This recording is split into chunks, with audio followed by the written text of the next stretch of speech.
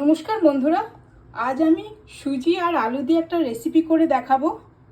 তার জন্য নিয়ে নিয়েছি 1 কাপ সুজি, 2টো আলু খোসা ছাড়িয়ে নিয়েছি, কাঁচা লঙ্কা কুচিয়ে নিয়েছি, আদা গ্রেট করে নিয়েছি আর ধনেপাতা নিয়েছি, নুন, চিলি ফ্লেক্স, তেল, চিনি আর নিয়ে নিয়েছি অল্প সাদা তিল।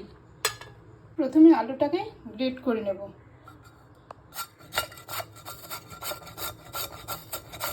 আলুটা গ্রেট করা হয়ে গেছে, এবার ভালো করে আমি ধুয়ে নেব।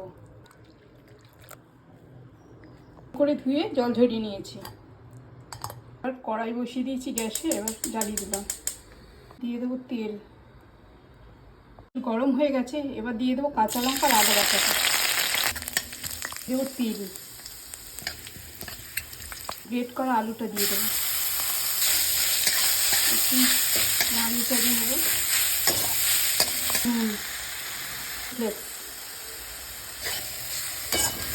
দিয়ে দেবো 1 কাপ জল।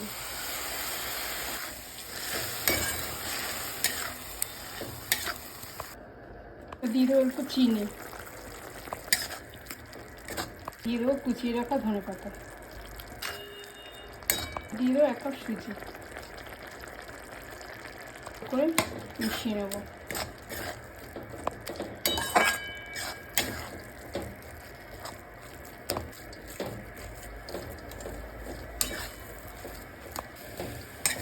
এটা ডোয়ের মতো তৈরি হয়ে গেছে, এবার নামিয়ে নেব। এবার কিছুক্ষণ ঠান্ডা হতে দেব, ঢাকা দিয়ে দেবো।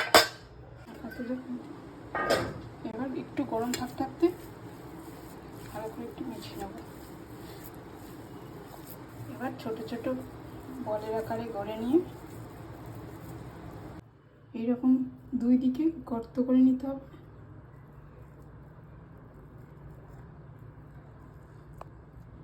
এরকম বানিয়ে নিতে হবে। সবগুলো তৈরি করা আমার হয়ে গেছে। দিলাম তেল, তেল গরম হয়ে গেছে, এবার আমি ছেড়ে দেব।